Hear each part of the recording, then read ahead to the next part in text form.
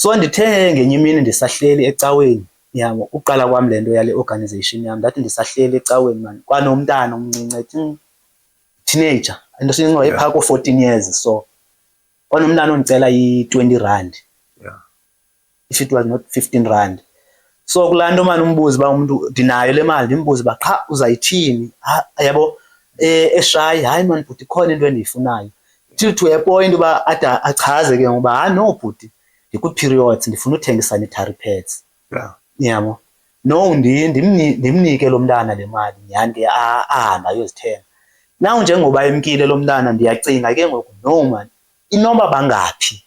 abantwana apha ekuhlaleni abakhe bazidinge abaziteenager and yindalo mos into yokuya kwe-periods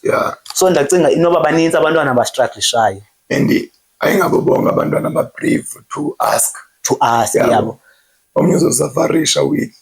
le problem and ke ngoku mhlawumbe umncinci